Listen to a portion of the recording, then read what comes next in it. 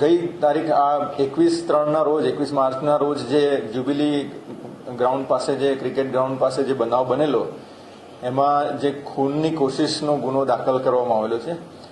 એમાં બજાજ ફાઇનાન્સના પૈસાની નાણાંની ઉઘરાણી કરવા માટે જે ઉઘરાણી કરનારા હતા ટોટલ 4 ઇસમોએ એમણે ફરિયાદી પર હુમલો કર્યો હતો અને ફરિયાદીને તીક્ષ્ણ હથિયારો વડે હુમલો કર્યો હતો અને એના બાબતમાં A ડિવિઝન પોલીસ સ્ટેશનમાં ગુનો દાખલ થયો હતો અને એના આરોપીઓને તાત્કાલિક પકડવા માટે રેન્જ આઈજી શ્રી ચિરાગ કોરડિયા સાહેબ અને SP શ્રી વિકાસ ઉંડા સાહેબે જુદી જુદી ટીમો બનાવેલી.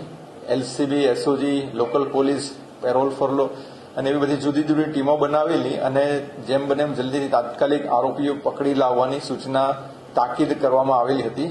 અને જે આધારે LCBને લોકલ ક્રાઇમ બ્રાન્ચને જે મળેલી બાતમી આધારે આ ગુનામાં જે ગુનાને અંજામ આપેલો એ 4 ઇસમો પૈકી 2 આરોપીઓને રાજસ્થાન જાલોરથી પકડી લાવવામાં આવેલા છે અને લોકલ પોલીસ સ્ટેશનને આપવામાં આવેલા છે.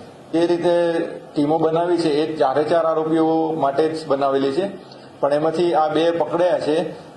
સત્યરાજસિંહ વાઘેલા અને જુવાનસિંહ સોઢા કરીને જે 2 આરોપીઓ પકડાયા છે અને એમની પાસેથી થાર ગાડી, 3 મોબાઈલ ફોન અને રોકડા 95,000 રૂપિયા એ કબજે કરવામાં આવેલા છે.